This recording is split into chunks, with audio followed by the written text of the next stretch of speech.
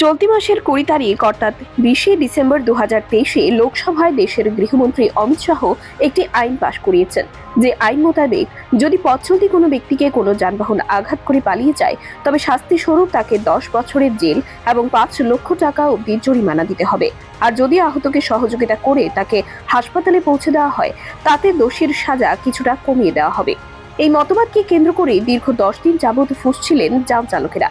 তাদের বক্তব্য, একটি দুর্ঘটনায় কেবলমাত্র চালকের গাফিলতি থাকে না, তথাপি যদি কোনো ড্রাইভার সহযোগিতা করতে যায় তবে তাদের পড়তে হয় জনগণের আক্রোশে।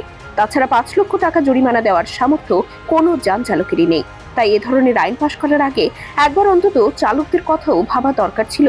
তাই রবিবার অল ড্রাইভার ওয়েলফেয়ার অ্যাসোসিয়েশনের পক্ষ থেকে এই কালা কানুন প্রত্যাহার এবং আরও প্রায় ১৯ দফা দাবি নিয়ে আগরতলা প্রেস ক্লাবের সামনে একটি সম্মেলনের আয়োজন করা হয়।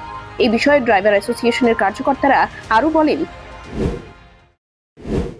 বলতে চাচ্ছি যে আমাদের যে গৃহমন্ত্রী অমিত শাহ স্যার যে আমাদের যে ২০ তারিখে এই মাসের ২০ তারিখে পার্লামেন্টে যে আমাদের যে দাবি রেখেছে বা আইন বানিয়েছে, আমাদের যদি গাড়ি অ্যাক্সিডেন্ট করে যদি আমরা বেগে যাই তাহলে ১০ বছরের সাজা হবে, ৫ লাখ টাকা জরিমানা হবে।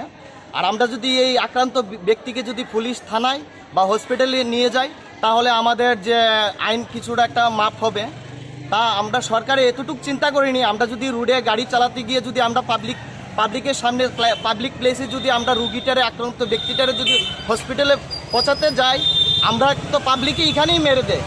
আর যদি এখান থেকে বেঁচে যাই তাহলে আমাদের যে সরকারের ঘরে নিয়ে আমাদের তিলে তিলে মেরে দেবে। ব্যুরো রিপোর্ট, খবরের প্রতিবাদ।